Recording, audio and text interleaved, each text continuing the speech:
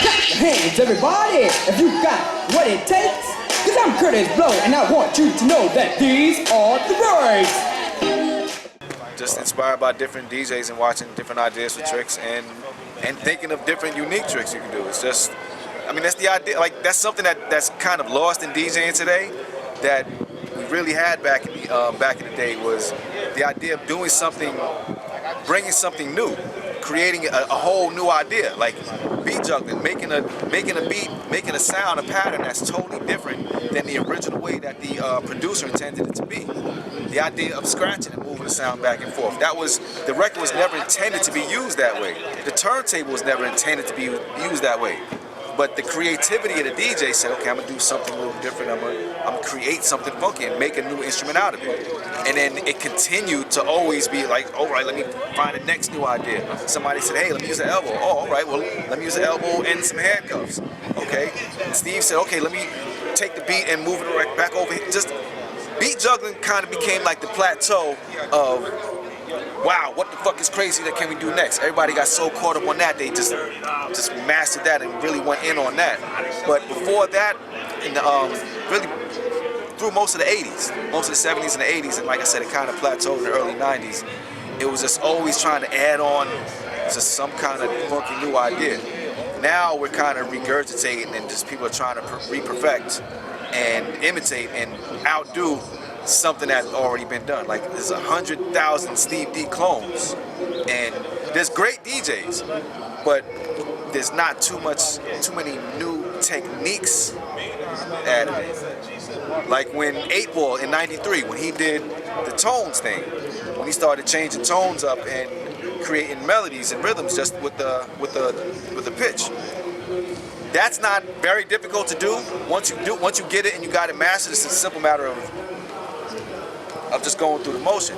But the creativity to bring that forth was like, oh my God, it's incredible. So that's what we ideally would like to get back to, hopefully with the technology. Technology can afford an opportunity to really be lazy and let it work for you, or it can be used as a tool to do something that you can't do without it. So hopefully some people learn how to use the technology and really create a new instrument and a new type of style out of it. Honestly, the only one I've really seen today who's really stepping it up as far as using the technology and innovating with it is got to be Shifty. Like, he's making a whole other type of, like, what the fuck are you doing type shit. So we gotta be, it's about being creative and not just trying to master what somebody else has done. You wanna master what somebody else has done and improve on it and add a whole new technique into it.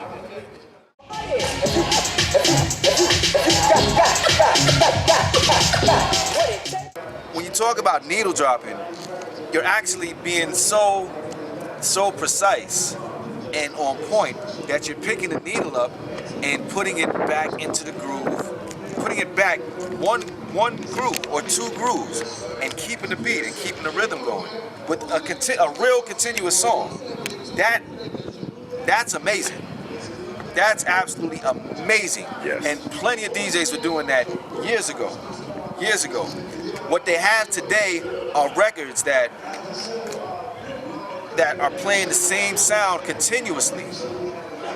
So every time it comes around, like, the loop is the exact length of time as one rotation of the record. So no matter where it is on the record, if it skips, it's going to play the same sound. So I'm giving them just a secret away. So when you hear me going, it's not just the one, like like for about this wide, it has the same sound. So you still got to be precise to be able to get it to play right, otherwise it's going to sound crazy. But needle dropping today is nothing like when they actually did needle dropping back in the days. They're actually taking a real song with whatever the BPM is and picking the needle up and putting it back in the groove and holding the rhythm the same way that we take it and cue it up and find it and keep it on the one there. That's incredible. That's amazing.